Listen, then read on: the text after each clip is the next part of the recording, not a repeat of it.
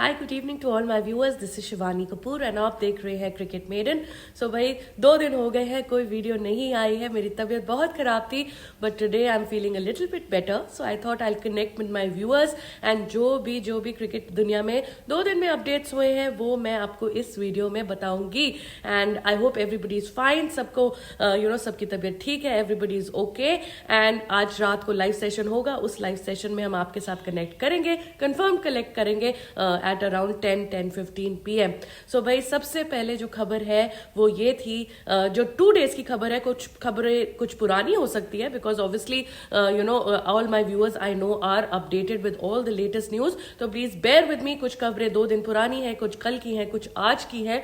सो सबसे पहले जो है न्यूलैंड्स का जो पिच था, केप टाउन का जो पिच था, उसको 1 डीमेरिट पॉइंट मिल गया है। अनसेटिस्फैक्ट्री जो है वो आईसीसी ने डिक्लेयर कर दिया है। सो एज एक्सपेक्टेड वो बिलो पार थी पिच एंड हमने यही अज्यूम किया था, हमने लास्ट वीडियो में भी ये डिस्कशन की थी कि शायद इसको एक डीमेरिट पॉइंट मिल जाएगा। तो भाई अगर 6 डीमेरिट पॉइंट्स एक ग्राउंड को मिलते हैं तो 1 ईयर का बैन लगता है, और अगर 12 डीमेरिट पॉइंट्स मिलते हैं तो 2 इयर्स का बैन लगता है। तो इनको अभी 1 डीमेरिट पॉइंट मिल गया है। सो न्यूलैंड्स की पिच को देखना पड़ेगा कि what is happening, how it's going, and they'll have to do some improvements in their pitch and their ground conditions so that दोबारा से demerit point ना लगे। इसके अलावा जो second news है वो है that Indian women have lost the T20I series। yesterday जो मैच था, फाइनल मैच था, वो हार गई थी एंड एज यूजुअल जो हरमनप्रीत कौर है the captain of the Indian team वो फेल हो गई। जो अमोल मुजुमदार हैं, जो इंडियन टीम के नए कोच है वुमेन्स टीम के, वो ये कह रहे हैं that fitness, DRS and fielding has cost India the series। तो भाई फिटनेस एंड फील्डिंग तो हम अग्री करते हैं, DRS का क्या मसला है ये हमें समझ सा नहीं आया। एंड तीसरी चीज, आप बैटिंग, स्पेशली जो सीनियर बैटर्स हैं, स्मृति मंदाना कंटिन्यूअसली 20s में दोनों मैचेस में आउट हुई है।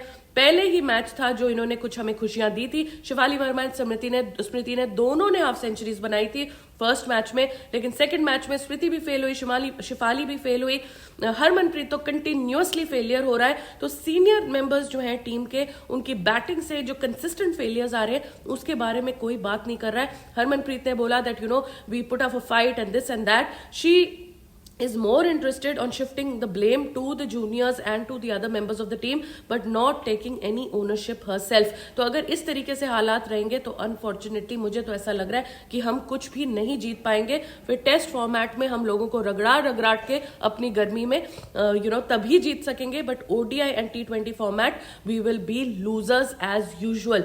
सो ये मैच था and we lost the series, so that is very very unfortunate, very badly done। इसके अलावा ऑस्ट्रेलिया के तरफ से खबरें आ रही हैं।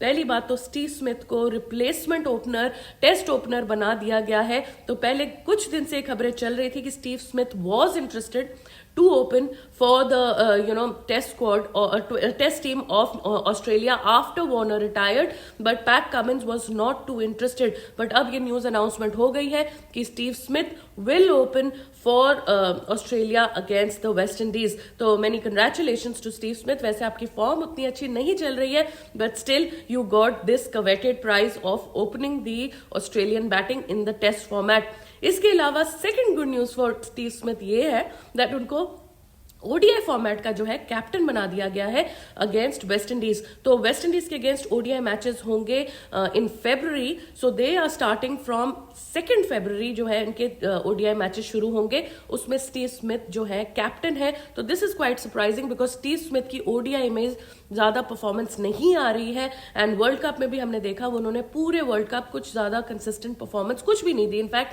कंसिस्टेंट क्या कुछ भी परफॉर्मेंस नहीं आई। तो this is I think injustice to the other players who are more deserving than Steve Smith. So squad में आपको एक बार ये अनाउंस कर देती हूँ जो ऑस्ट्रेलिया ने अनाउंस किया है against West Indies। Steve Smith is the captain, Travis Head is the vice captain, Sean Abbott, Nathan Ellis, Cameron Green, Aaron Hardy, Josh English, Marcus Labuschagne, he is another failure in the ODI format, Glenn Maxwell, Lance Morris, Jai Richardson, Matthew Short and Adam Zampa। तो ये जो है इनका ODI squad है and captain is Steve Smith, vice captain is Travis Head. So this is the squad that is announced and Steve Smith is captaining this ODI squad. So इसके अलावा जो है एंजेलो मैथ्यूज जो श्रीलंका के हैं वो वापस आ गए हैं ओडीआई खेलने के लिए अगेंस्ट जिम्बाब्वे. तो ये एक खबर आई थी. इसके अलावा शामी जी ने, जो हमारे मोहम्मद शामी हैं, वो इलेक्शन से अर्जुना अवार्ड से सब कुछ पॉलिटिकल से फ्री होते हुए दिख रहे हैं एंड उन्होंने प्रैक्टिस शुरू कर दी है एंड वो होप कर रहे हैं दैट इंग्लैंड की टेस्ट सीरीज में मे बी लेटर मैचेस में वो थोड़ा कम बैक करने की ट्राई करेंगे. तो Shami ji, enough is enough regarding campaigning, elections, Arjuna Award. वैसे congratulations for the Arjuna Award, but now it's high time that you get back to cricket. So he has started practicing and he is hopeful that England Test Series में वो come back करेंगे. इसके अलावा श्रेयस अय्यर जो है उन्होंने रणजी खेलने का डिसाइड किया है before the England test series. तो वो T20I स्क्वाड में नहीं है, तो इसलिए उन्होंने सोचा वो he'll go back to domestic and Mumbai की तरफ से वो रणजी ट्रॉफी में खेलेंगे in order to practice for the test series against England. So this is a good step by Shreyas Iyer because domestic में जाके अगर आप लॉन्ग फॉर्मेट के मैचेस खेलेंगे तो आपकी मसल मेमोरी भी उसी हिसाब से डेवलप होती है. इसके अलावा जो हमारे मिनिस्टर थे जयशंकर जी, वो गए थे नेपाल. वहां उन्होंने नेपाल के क्रिकेटर से बात की है, उनके कैप्टन से बात की है एंड प्रॉमिस किया है कि इंडिया का एक ग्राउंड होगा वो नेपाल को as a home ground for practice करने के लिए दिया जाएगा. ये नेपाल के कैप्टन ने कंफर्म किया है. So that is very good news because काफी टैलेंट है नेपाल में in cricket and if India can help in any way to support and promote cricket in Nepal then it will be really really good. So this is a good gesture and a good step for Nepal cricket and very well done the Indian government.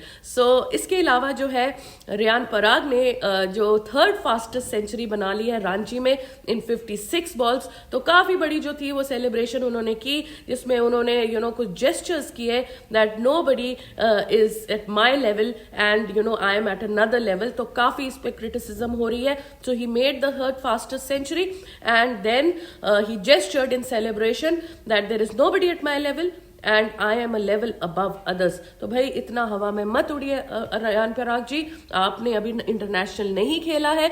IPL में जहां आप खेलते हैं वहां जब आप बड़े bowlers से फेस करते हैं तो उसमें आप कंटिन्यूअसली जो है वो फ्लॉप हो जाते हैं और आप पर्ची सिस्टम की वजह से आईपीएल की भी राजस्थान की टीम में खेलते हैं.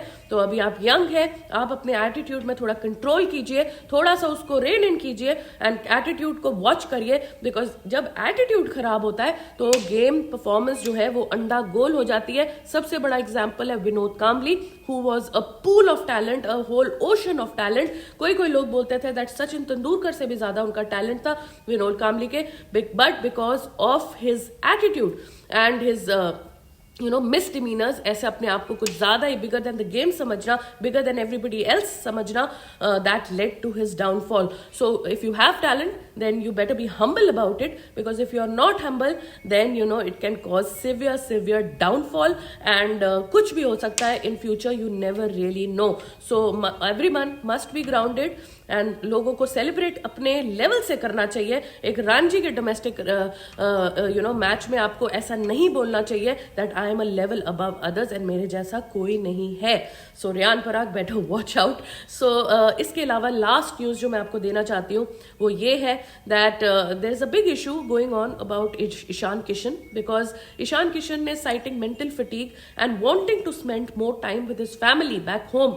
उन्होंने टेस्ट सीरीज इन ऑस्ट्रेलिया से एक्सक्यूज किया था अपने आप को, but then he was seeing parting with his friends in Dubai. So हमने लाइव शो में कवर किया था दैट वो मेंटल फटीग के बाद दुबई पहुंच गए हैं, वहां पार्टी शार्टी कर रहे हैं, फोटोज काफी आ रही थी. लेकिन BCCI apparently has taken note of this and they are not very happy that उन्होंने वापस आने की रिक्वेस्ट की थी, अपने फैमिली के साथ टाइम स्पेंड करने की रिक्वेस्ट की थी, लेकिन एक्सेस ट्रैवलिंग का उन्होंने रीजन देके he wanted to be back home but again he travelled to Dubai and he was seeing partying there. तो भाई इसमें कौन राइट है कौन रॉन्ग है ये हम आज के रात के लाइव सेशन में डिस्कस करेंगे, because see even the selectors you have not been very fair on Ishan Kishan. They have left him out of many major tournaments even though he has a double 100 in ODI, फिर भी he was left out. And then sometimes Jitesh, Samson and other people, even Rahul, yes, Rahul big way, are given more priority over him. And ये बेचारे जो हैं वो simply water boy बन के पानी इधर उधर करते रहते हैं. तो selectors की एक तरफ से गलती है. And then Ishan Kishan also थोड़ा बहुत at fault है, because इंडियन टीम में ही घुसना, उस स्क्वाड में ही घुसना बहुत मेहनत का काम है, बहुत ही मुश्किलों का काम है. And it's not easy, because हजारों करोड़ों लाखों में जो है वो टैलेंट है इंडिया में, who is vying for a spot. वो होप कर रहे हैं, उम्मीद कर रहे हैं, प्रे कर रहे हैं कि हमें एक बार इंडिया का स्क्वाड में घुसने का हमें चांस मिले.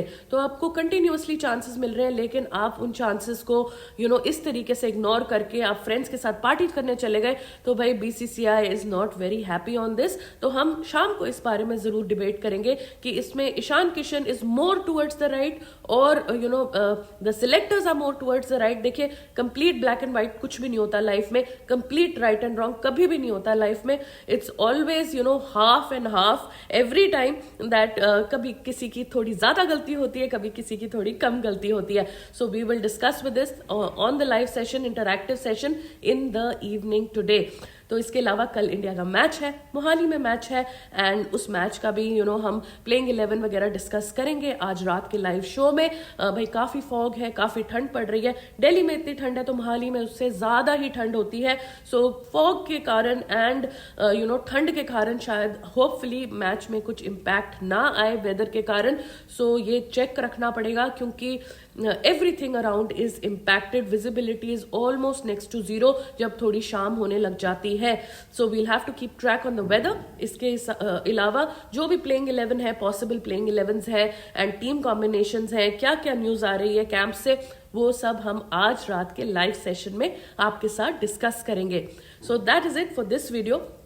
आई एम सॉरी कि मैं 2 दिन नहीं अवेलेबल ज्यादा थी, मेरी तबीयत बहुत खराब थी, but today I am feeling much better. So आज हम लाइव सेशन में मिलेंगे एंड काफी अच्छी अच्छी डिस्कशंस भी करेंगे. So thank you so much for watching. Please like this video, subscribe to the channel, and if you have any comments regarding all the news updates today, then नीचे आप comment section पे भी लिख सकते हैं. Thank you so much for watching and take care.